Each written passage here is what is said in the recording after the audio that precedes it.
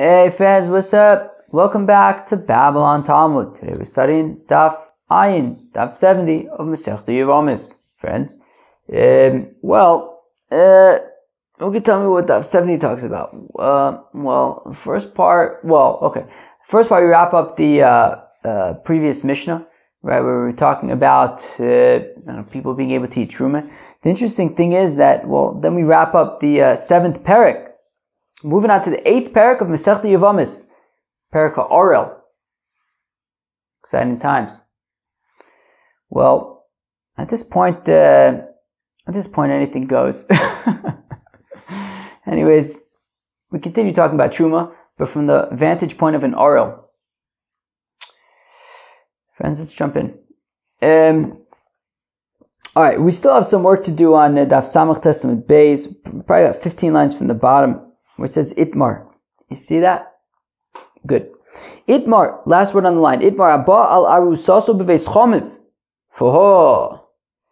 So, if you have this couple and they're engaged, and they have intercourse when they're engaged, Rav Amar Avolod Mamzer, Shmuel Amar Avolod Shtuki. So Rav says that the child is a mamzer. And Shmuel says that the child is a shtuki, is a suffix mamzer. Because the point is that Rashi says, Havlad mamzer, afagav shnei modim sheba'aleh, chashin olu frutzai, achinami ba'aleh aviyabamine. We're concerned that, if they're having intercourse right now, so maybe she had intercourse with other people as well. Therefore, according to Rab, we have to assume that the child is a mamzer. When to Shmuel, we say it's a suffix. Says Rava, look, when Rav says that the child is a mamzer, that's only if she is in fact suspected of maybe being with other people as well. But if there's no reason to suspect that she was with anybody else, then we assume that who did she get pregnant from? She got pregnant from her fiance. And therefore the child, in that case, would not be a mamzer. Rava says, and how do I know that this is the case? That if there's no reason to assume that it was anybody else, then we can assume that it was him. Well, the Katani, that we learned in our Mishnah, Yolda Tocha, that in our Mishnah we talked about a situation where we have a Bas Yisrael, and there's a situation of ones umfata, right, whether rape or seduction, and the fellow was a Kohen. So she's a Bas Yisrael, he's a Kohen, and we say that if there's we say that she's not allowed to eat Truma, but if there's a child, well then the child is a Kohen, and she can now eat Truma. Now, where am I? Now what exactly is the case where we're saying that if there's a child from this Bas Yisrael and this Kohen, so then she can eat Truma? If it's talking about where we're suspected that maybe she became pregnant from somebody else, Yolda amai tocha. Well then, how come if she gives birth to a child, is she allowed to eat Truma? Who says that this Kohen is the one who she got pregnant from? Elav mine daima velo daima me'alma. Rather, what it's talking about is where she is suspected of just being with this Kohen, but not anybody else. And we're saying that in such a case, right, when there's no suspicion about anybody else, when the only suspicion is that this Bas Yisrael was with this Kohen, so then we can assume that the child is from the Bas Yisrael and the Kohen, and she can eat Truma. And Kavachomer, if in that case of the Bas Yisrael to a Kohen, where they're not engaged or anything like that, they're both also to one each other, right? To one another, right? She's a pnuya, she's an unmarried girl. He shouldn't be alone with her. So therefore, in that case, they're both also to each other. And we're still saying, look, as long as there's no reason to assume that she became pregnant from anybody else, we can assume that it's from this Kohen, and she can eat Truma from, right, once she has a child, if there's a child from them. So, but in this situation where to everybody else she would be osir, and she's mutter to her husband, right? Meaning they're engaged. They're after post kiddushin. So she's definitely osir to everybody else. And over here she's engaged to this fellow. Lo kol shekein, certainly then we should assume that as long as there's no reason to assume that she became pregnant from anybody else, we can definitely assume that she got pregnant from her fiance. And therefore, the child would not be a mamzer in that case. Abai says to Rav, look, really, I'll say to you, that if we can assume that it came from him, afagab daima me alma, Omar Rav Avolot Mamzer says Abaye to Rav that look, I'm going to read that again. That in the situation where the suspicion is only that she became pregnant from her fiance and not from anybody else, nonetheless, Omar Rav Avolot Mamzer. Even so, even in a situation where we only assume that she became pregnant from him and not anybody else, still the child will be a mamzer. My time. How come? Look, from the fact that she was making herself hefker, she's not waiting until marriage, and she's just being available, right, and sleeping with her fiance beforehand. So says Abai, we have to assume that maybe she was sleeping with other people as well, and the child might be a mamzer. Okay, well then how do you remedy our Mishnah, where we say that we assume that the child came from the Kohen? Oh, the Mishnah, they were both in jail together. Nobody else was coming into their cell. Nobody else was allowed to come into their cell, right? Certainly, if she became pregnant, it was from him, right? In our Mishnah, by the Bas Yisrael and the Kohen, they were alone in a jail cell. So, I mean, it's pretty clear that the child was from him. All right? Those who say, look, the other way to understand the machlokas between Rav and Shmuel about is the child a mamzer or a shtuki or a suffix. So he says, look, if they agree,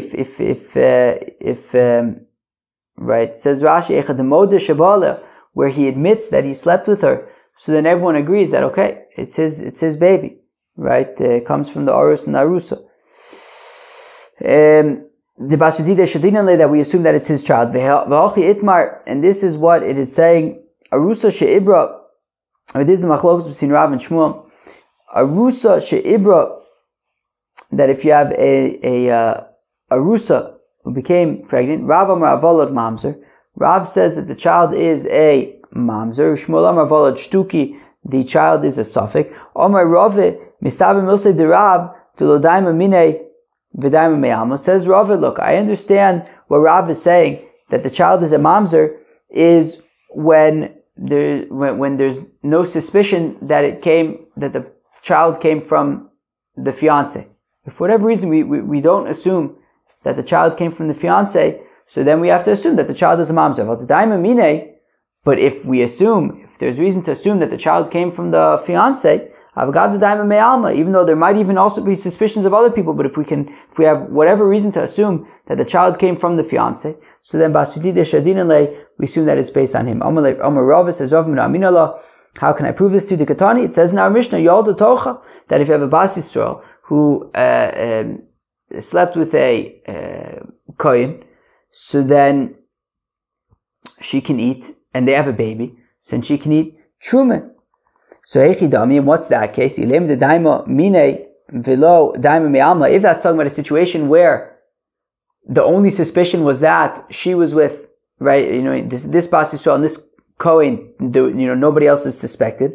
Well, then is it even? I mean, obviously she can eat truma. If we're saying that he's the only sort of suspect, right? The assumption is that it came from him and from nobody else. Well, then of course she can eat truma. Rather, it must be talking about a situation where, even in a situation where maybe we have to suspect that there were other people she could have gotten pregnant from also, but if sort of there's reason to assume that it could have been from him, she can eat truma.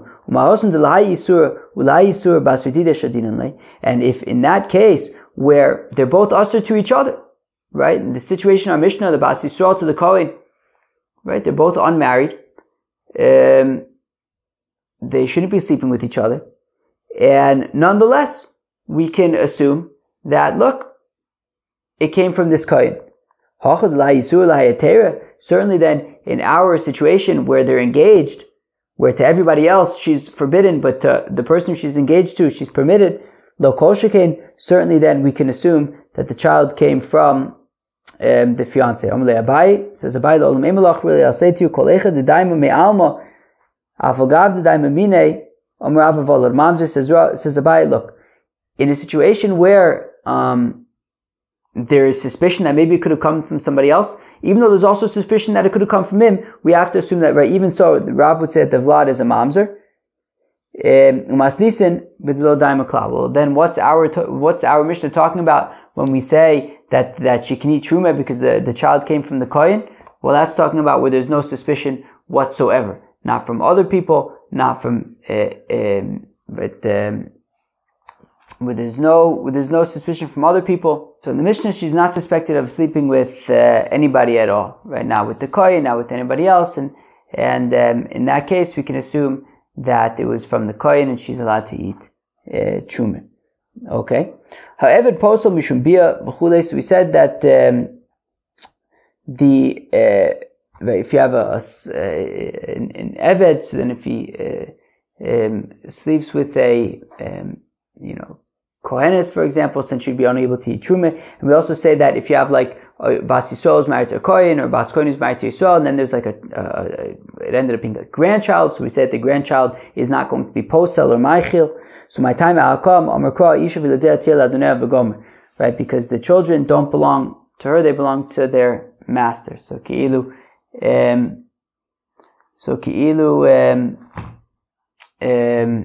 meaning, right? What's the case? So, for example, if you have a Bas Yisrael, she's married to a Kohen, and then they have a son, and that son marries a Canaanite slave woman, and then they have a child, so that child is an Eved. So then, but the Eved doesn't belong to the grandmother, the Eved belongs, or to the mother, or to the father, it belongs to the master, and therefore he cannot count as sort of a grandchild to enable the grandmother to be able to eat truma. Okay, fine. Okay. Mamzer posel u'maichil. We say, however, like a mamzer, right? So we said, for example, in a situation, if you have like a Bas Yisrael who's married to a Kohen, and then they have a daughter, and the daughter marries a mamzer, and then they have a child, so that child's a mamzer. So we say that in that case, the grandmother would be able to eat truma if she's a Bas Yisrael, because she's got a grandchild who is she's got a grandchild, and therefore, right, meaning she was married to a Kohen. As long as she has children, she can continue eating truma. So Tana Rabbanan the rabbis tell V'zera ein lo, that it says in the pasuk by a Bas Kohen eating truma. Right? So it says that, look, if you have a Bas Kohen and she was married to a Yisrael, but then he dies, so then she can go back home and eat truma. That's as long as she doesn't have any children. So in the ela zar minayin. So all I know is immediate descendants. What about grandchildren? How do we know that counts as well? It says, well, if she doesn't have any children at all, so then she can right,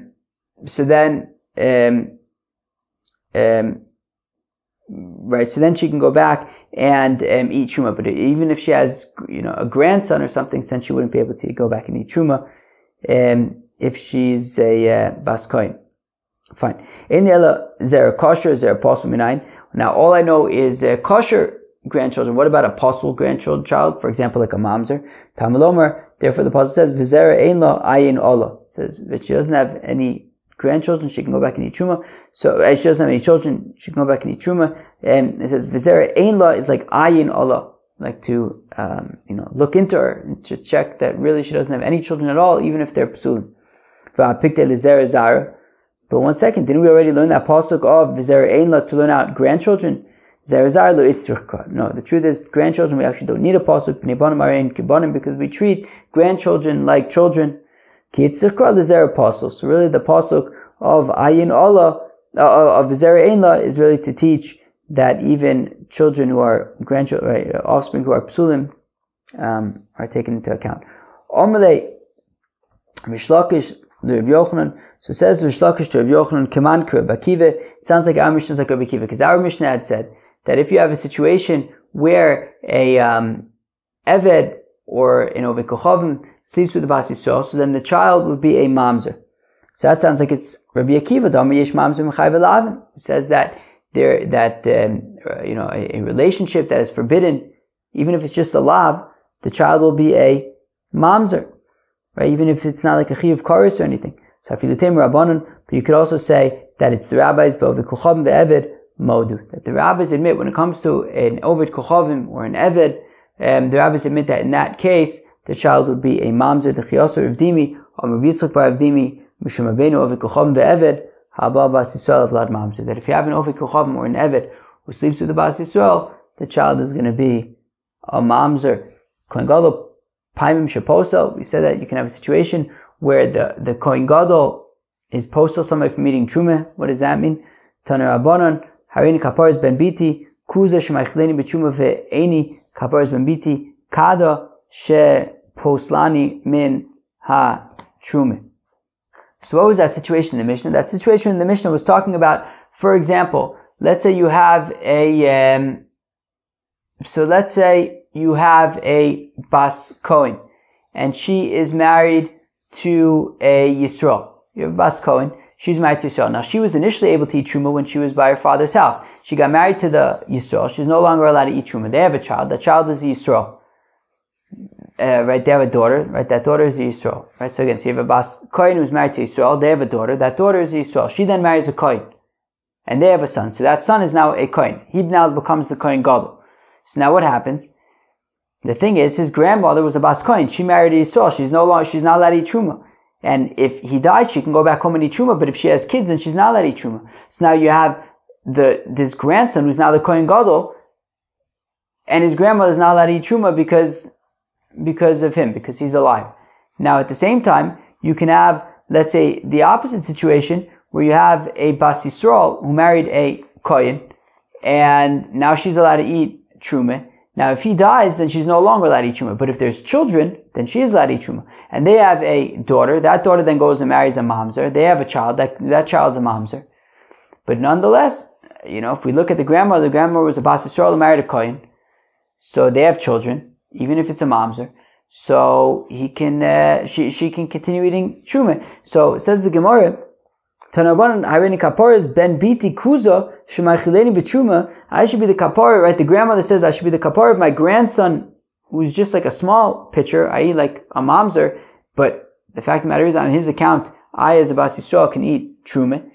Ve'eni kaparas ben biti kadosh uposlani min truma, rather than my grandson, who is a larger pitcher, i.e. the Kohen Gadol, who makes me possible from eating truma, which would be in a situation where the grandmother was a bas Kohen who married Yisrael, and then the grandchild's a Kohen Gadol, ends up being a Kohen Gadol, but she's not allowed to eat truma because she married Yisrael, and now she has offspring from him. Hajin Ola Almone. We will come back to Perek Almone. You have a fellow who's an oral, doesn't have a bris milah, and anybody who's tameh lo yochlu b'truma. So if you have a kohen, doesn't have a bris milah, or he's tameh, so he's not allowed to eat truma.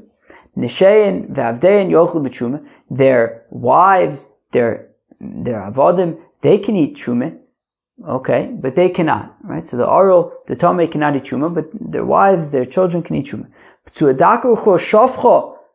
When it comes to p'tsuadaka, friends, remember the p'tsuadaka from the other day? We'll get there in a second. Or a chro shafcha. That must have come up. Okay, we'll explain what they are in a second. Hein v'avdein yochlu. So they are allowed to eat truma, and their avodim can also eat truma. V'neshein lo yochlu. But their wives cannot eat truma because a p'tsuadaka and a chro shafcha is not allowed to marry into the kahal. And therefore, if they do get married, so then the wife becomes a halal and she cannot eat truma. Fine. But if she didn't know that her husband had become a p'tsuadaka or a chro shafcha, so it was a mistake, then she can eat truma.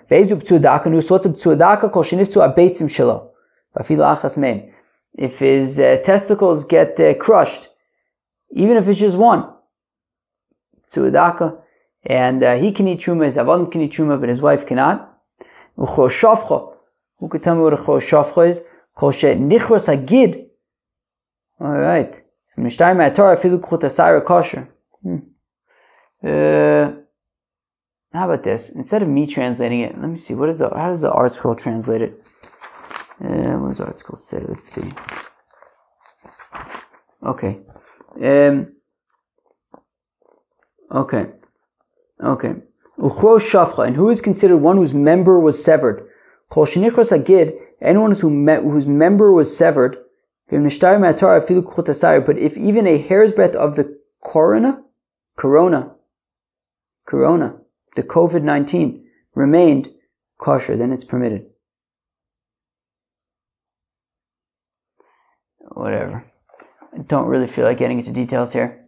Basically, P'tzua Daka, we learned about the other day, crushed nuts, and Kro Shafcha. Dude, I don't know. He's what do you want me to tell you? Push it like he's missing part of his penis. Let's go right there. Tanya, says the Gemara, we learn in the Brayso, Amr Belazar, says Belazar Menayin La'arul Shein Ochel B'Trumah. How do I know that a fellow that a Bris Milah is not allowed to eat Trumah? Ne'emar, Toshav V'Sachir B'Paisach, it says the words Toshav V'Sachir by the Korban Pesach, whenever Toshav V'Sachir B'Trumah. Excuse me. It also says Toshav V'Sachir in the context of Trumah. Toshav V'Sachir Amr B'Pesach Arul Asabo. Well, just like it says Toshav and Sachir in the context of Korban Pesach, and by Korban Pesach, the Pasuk says that an Arul is not allowed to eat Korban Pesach. Af Toshav V'Sachir Amr B'Trumah, also when it says Toshav and Sachir in the context of Trumah, well, guess what? Arul Asabo, we're going to say that an Arul is not allowed to eat Truma. Just like he cannot eat Korban Pesach, he cannot eat Truma. Rabbi Kiva Omer says, Rabbi Kiva, Eino Tzarech, I don't need the Gezer Shava, Harei Omer Ish the Abbas Arul. When the Pasuk says, Ish Mizera Aharon Vutzarua Ozav Bakochim Leyocha, he has Taras or a Zav, so he can't eat Truma. So Ish, that includes even a Arul. So now says the Gemara, Omer Mar, we said Rabbi Eliezer, Omer says Rabbi Eliezer, Nemer Toshav v'Sachir b'Pesach and Nemer Toshav v'Sachir b'Truma. So it says Toshav and Sachir by Korban Pesach, it says Toshav and Sachir by Truma. Ma Toshav v'Sachir Omer b'Pesach Arul Asabo, and we said that just like it says Toshav v'Sachir by Korban Pesach, and over there an Arul is not letting Korban Pesach, Ha Toshav v'Sachir Omer b'Truma Arul Asabo. So also Toshav and Sachir, and it says by Truma, an Arul is not allowed to eat Truma either. Now says the Gemara, okay, so that's the Gzeir Shav. Just like a Arul does not eat Korban Pesach, also an Arul does not eat Truma. Now, Mufne, says the Gemara, that this is a Gzeir Shava Mufne. Who can tell me what a Gzeir Shava Mufne is? It means that these words are extra and they're available to be used for the Gzeir Shava. The Lav Mufne, because if these words were not extra and available to be used for the Gzeir Shava, then I would have questions. But you could simply compare the Korban Pesach and Trumah. Male Pesach shkin chayav and olive mishum pigol v'nosar v'tomei. By Korban Pesach, there are extra stringencies. You can't just compare Korban Pesach and Trumah. By Korban Pesach, there's pigol, right? If you have the wrong intentions when offering the Korban, v'nosar, if it's left over, if it's not eaten on time, v'tomei, right? You can't eat it if it becomes, v'tomei, I guess, right, tuma. Wait, what is tameh? Tameh is also shaykh to Trumah, or maybe the point is that like if you're tameh, then you have Pesach Sheni and stuff. You're not allowed to eat Trumah when you're tameh either. If you eat Trumah when you're tameh, I think it's misa b'dei shamayim. Whereas if you eat kachim when you're tameh, it's kares. So maybe that's what it's saying. You have kares for that. Okay, fine. So if nuye Mufne. Okay, so it must be that these, when it says Toshav v'Sachir, it's extra to be used for the Gzeir Shava, because otherwise we would ask the question to say that Pesach is more stringent. But one second, hey Mufne, one second, what are we saying that it's Mufne? That these Toshav v'Sachir is actually the Truma.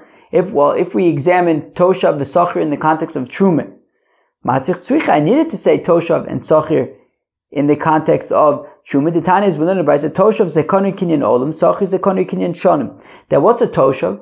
A Toshav is an Eved Ivri, a Jewish slave who is purchased forever. Well, how does that work? Well, By default, the Jewish slave is a slave for 6 years. Right? Maybe he stole something and he couldn't pay back, so he sold himself into slavery for 6 years. If at the end of 6 years he wants to stay in that role, so then he can kind of get his ears pierced and then he stays in that role. So that's a kinyan olam. Sachir is a kinyan shanim. And a sachir is a Eved Ivri who's just an Eved for 6 years. And we're saying, so both a Toshav and a Sachir, both an Eved, a kinyan shanim and a kinyan olam, in both of those cases, they are not allowed to eat truma, right? If their master is a kohen, they are not allowed to eat truma. Okay, fine. V'yomar toshav, v'yomar sachir. But one second, why not just say toshav, which is koni kinyan olam? V'ani omer, and I'll say koni kinyan olam eno ochel. That if an Eved Ivri who's there for the long run, who's there forever, right, until he dies, and he's still not allowed to eat right, he's a permanent Eved Ivri, he's still not allowed to eat truma. An Eved Ivri who's only an Eved for 6 years, certainly then he will be unable to eat truma.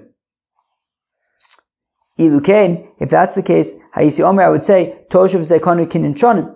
Well, then I might say that if it only says Toshav, maybe it's not actually referring to a Konu Kinyan Olam, a permanent Eved Ivri. Maybe the Toshav is talking about a 6-year Eved Ivri.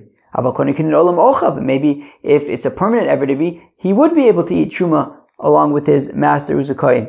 So Basachir v'limed, that's why I also need Sachir as well to teach Al Toshav Shafal Pisha Konu Kinyan Olam Ein Ochel, that we need both Toshav and Sachir to teach that a Toshav is a permanent Eved Ivri, a Sachir is a temporary Eved Ivri, a 6-year Eved Ivri, and in both of those cases, whether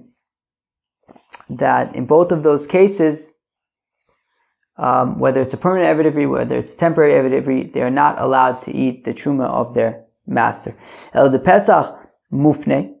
Okay, fine. So we said that by truma, Toshav v'Sachir is not extra, because we needed to teach a permanent Eved Ivri and a temporary Eved Ivri are not allowed to eat truma. But El de Pesach mufne. But Toshav v'Sachir in the context of Korban Pesach is extra. Hay Toshav v'Sachir the Kosav Achmonu Pesach Ma'niu. What is Toshav and Sachir in the context of Korban Pesach? Yinemu Toshav v'Sachir mamish. If we're going to say it literally means a Toshav v'Sachir, that kilu, a permanent Eved Ivri and a temporary Eved Ivri do not need to eat the Korban Pesach. Well, mishum dahavale Toshav v'Sachir iftale mi Pesach. I don't understand. Just an Eved Ivri is a Jew. It's a Jew who sells himself into slavery. He's a Yid. So just because he's an Eved Ivri, he doesn't have to eat Korban Pesach? Of course, that's preposterous. After all, we said that by truma delo achil. We said that when it comes to truma, the Eved Ivri, whether it's a permanent Eved Ivri or a temporary Eved Ivri, they're not allowed to eat the truma of their master. Alma lo kanu le rabbe, which means that their master, who's a kohen, doesn't actually own their person, right? Doesn't own their body. They're still, right? If they're not kohanim, they're not going to be able to eat truma. So Ochonami, here also by Korban Pesach, lo kani le rabbe. His master doesn't own him. He's still a Yid, and he still needs to eat Korban Pesach. So rather, it means, so I don't need, right, a Toshav v'Sachir in the context of Korban Pesach is actually extra. And it's to teach us, to make that Gezeir Shaveh between, right, of Toshav v'Sachir by Truma and by Korban Pesach, to say that by Truma and Orel does not eat Truma. But one second, but still, Toshav v'Sachir is only available on one side. It's available by Korban Pesach, but we said that by Truma, we need Toshav v'Sachir to teach that both a Toshav and a Sachir don't need Truma. And we know that Rabbi Eliezer's opinion is that if a Gezeir Shaveh is only, the words are only extra on one side of the Gezeir Shaveh, well then we can ask questions on that Gezeir Shaveh, and we're saying that in this case, the words are only available by Korban Pesach, but they're not free to be learned, right? They're not free for the Gezeir Shaveh on the Truma side of things. In which case, we'll ask the questions like we said before, that you can't just compare these two, because Pesach is more stringent. There's Pigol, there's Nosar, there's Tameh. So, Kevin de Legufe, Lo Tzarich, So then the Gemara answers, yeah, but even according to Rabbi Eliezer, since we don't need Toshav V'Sachir at all in the context of Korban Pesach, so Shdichad Lamed Ushdichad Amalamed Pavlik Zershav Mufna Mishnei Tzadin. Well, since we have Toshav and Sachir, and they're both extra in the context of Korban Pesach, so we could say, take one of them and apply it to the Truma side of the equation, take the other one and apply it to the Korban Pesach side of the equation, right? So we have, I don't know, we take Toshav and put it on one side of the equation, Sachir put it on the other side of the equation. We've now balanced our equation. I think that's like a thing, balancing an equation. I'm pretty sure that's a thing.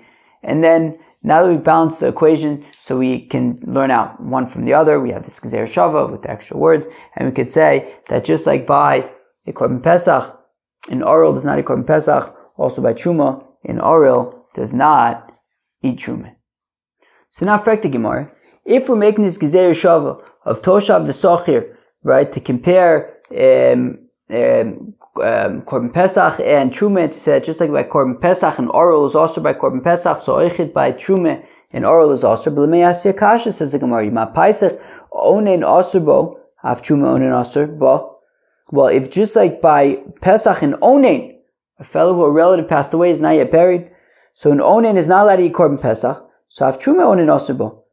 So maybe I'll say that by Truma also, an Onein is not allowed to eat Truma. So says Rabbi Yosef B'Chanina, no. When it comes to Truma, it says v'chozar, right? A non-coin is not allowed to eat it. The issue is if you're a non-coin, v'lo aninus. But if you're an onein, that's not a problem. You're allowed to eat Truma if you're an onein. Ema v'lo arelus. But one second. How come we're saying that the Gzeir Shaveh of Toshav V'Sachir is coming to include Arelus, to say that you're not allowed to eat Truma as an Orel, but when it says V'Cholzar is coming to exclude Aninus, to say that you're allowed to eat Truma as an Onin. Be'ema V'lo Arelus. Maybe I'll say that Zarus Amaytilach V'lo Arelus, that it's coming to exclude Arelus, that you're allowed to eat Truma as an Orel. Hoksiv Toshav V'Sachir. Yeah, but what about the Gzeir Shaveh of Toshav V'Sachir? Mara Isa. But then Gemara says, yeah, but still, why are you assuming that the Gzeir Shaveh is coming to include Orel, to say that an Orel is not allowed to eat Truma, and that the Cholzar is coming to exclude an Onein, to say that an Onein is allowed to eat Truma? Why don't I say the opposite? Well, Mistavro Arelus Havle L'Rabuya. It makes sense to say that Arelus is being included in the Gzeir Shaveh, to say that you're not allowed to eat Truma as an Orel. Shekain M'chusar Maise or Maise Begufo, because when it comes to Arelus, if somebody needs a bris milah, so it's lacking in action. Umaisa begufo, it's something that he does on his own person. Vanush karis, and if you don't do yichayv karis, v'yashnu l'fnei adibor, is even before Matan Torah. Umila zachar v'avod me'akeves, also by Korban Pesach, bris milah of his children, of his male children and his slaves. He prevents from being able to eat Truma, Korban Pesach. So we see for all these reasons, Arelus is pretty hardcore. We say, no, one second. Maybe being an onin is pretty hardcore. Shekain yeshno b'chol shah, because it can happen any time, right? Kilu, any time a relative passes away. So then it's relevant. It's relevant to both men and women. And there's nothing you can do to kind of fix yourself. If you're an onin, you're an onin. Right? You can keep out, as long as people are dying, you can become an onin. Hanach nefisha, to which the Gemara says, yeah, but there was more on the Arelus side of things, right? We had Mechusar Maise, Mechusar Maise Begufo, Anush Karis, Yeshnu L'fnei Adibor, Milas Chav Makeves. There was 5 over there, whereas by the onin there was only 3. Okay, so therefore it makes sense to include Arelus in the prohibition, to say that an Orel is not allowed to eat Truma. Rav Amar B'lo Hanach nefisha nami lo matzah somat. So, it says, Rava, you don't even need to say that, it's because there's more arguments to say that an Orel is also Truma rather than an Onin. Look, I can even make the following argument. Shavkinun Arelus d'chsiv begufei de Pesach. V'afinun aninus mi Pesach de Pesach gufei mi ma'isa gaminon. One second. If we're trying to say that when it comes to Truma, we're trying to figure out, is an Orel not allowed to eat Truma, or is an onin not allowed to eat Truma? It can only be one and not the other. And we're learning out from Korban Pesach. So, well, it makes more sense to learn out Orel. That just like an Orel is not allowed to eat Korban Pesach, so an Orel is not allowed to eat Truma, because after all, it says it explicitly in the Pasuk that an Orel is not allowed to eat Korban Pesach. So we'll say, okay, if we're comparing the two, it's a stronger comparison, an Orel between Korban Pesach and Truma. But if we're talking about an Onen, it doesn't actually say explicitly by Korban Pesach that an Onen is not allowed to eat Korban Pesach. It says by Meister Sheni, Lo achalti boni mimenu. It says by Meister Sheni that you're not allowed to eat Meister Sheni as an Onen, and from there we learn it out to Korban Pesach. If we then want to extend it to Truma, that's sort of one step further. And therefore, if we have an option to learn out Arelus from Korban Pesach or Aninus from Korban Pesach, well, the stronger comparison would be to Arel, which is actually explicitly written by Korban Pesach, that is not allowed to eat Korban Pesach. Ima Pesach mila zchor v'avodav ma'akeves ashum mila zchor v'avodav ma'akeves. Now, in fact, the Gemara, wait, maybe I'll say that just like by Korban Pesach, right, a person cannot eat Korban Pesach if he has children that need bris milah or avodim that need bris milah. So maybe I'll say the same thing by Truma, that you're not allowed to eat Truma if you have, zchor v'avodim who need bris milah. So Amar Kra umalsa also as yochal bo mizchar. So says the pasuk umalsa also as yochal bo. So it says by Korban Pesach that if you give bris milah to your sons or your avodim, so then you can eat Korban Pesach. Right, milah zchar v'avodim ma'akeves bo milechol b'Pesach. Right, that specifically by Korban Pesach. The bris milah is relevant. Ve'ein milah zchar v'avodim ma'akeves b'Truma, but not by Truma. Right. It says also as yochal bo. Specifically in that case, specifically by Korban Pesach, milas zchar v'avodim is ma'akeves, that you need to do bris milah for your children and your avodim, but not by Truma. If that's the case, ema kol oral lo yochal bo. Well, maybe then I'll say also when it comes to Korban Pesach, it says any oral cannot eat Korban Pesach. So I'll say boino ochel val ochlu b'Truma. I'll say that an oral can eat Korban Pesach, but an oral can eat Truma. Hoksiv toshav v'sochir. To which the Gemara says, yeah, but what about toshav and sochir, which was the Gzeir Shav, from which we learned out that an oral is not allowed to eat Truma. Umara Isa. How come we're assuming that an Orel is not allowed to eat Truma, but somebody who's avodim or sons need bris milah would be allowed to eat Truma? So Mistavra, it makes sense to say Arel is the Gufei Havale Lerabuye. It makes sense to say that the Orel is the one who's not allowed to eat Truma. Shekin Maisa Begufo V'Anush Koris, because it's a situation, it's something that happens to his body, and also is a chiyuv kares adrab milas zchar v'avodav havle lebush ken yeshtem b'chosha. That we say no, but maybe I should include a person who needs to give bris milah to his sons or his slaves, because you can always purchase more slaves, you can always have more sons, right? It can always come up at any time. But once you do bris milah on yourself, then it's over. Sanach nefishin. So we say yeah, but there's more by Arelus, right? There was two, right? There was it was Maisa Begufo and Anush Karis, as opposed to Zechar V'Avodov is only that it's B'chol Shah. So therefore there's more going for it on that side, and therefore it makes more sense to say that an Orel is going to be unable to eat Truma, but somebody who needs to give bris milah to his sons or his slaves would be able to eat Truma, right? An Orel is not allowed to eat Truma, but if you need to give bris milah to your sons or your Avodim, then you would be able to eat Truma.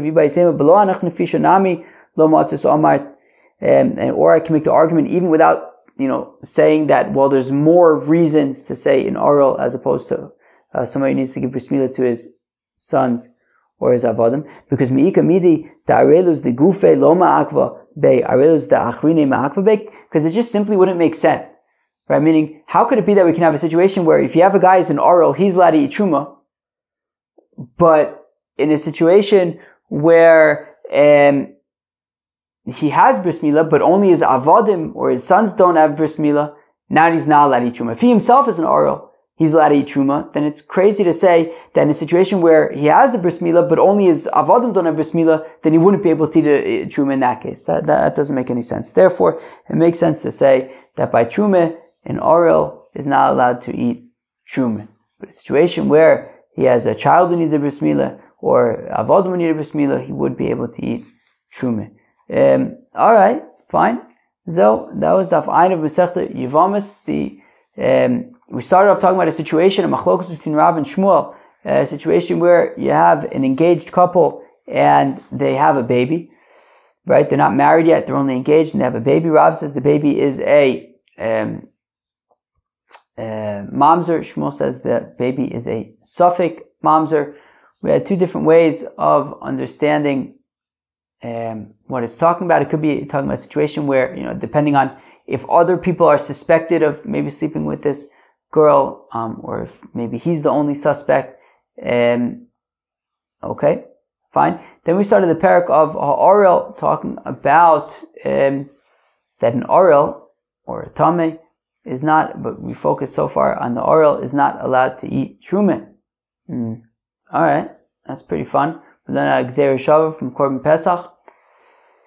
Alright, friends, that was the fine of Masechta Yevamos. Hope you enjoyed. Peace out.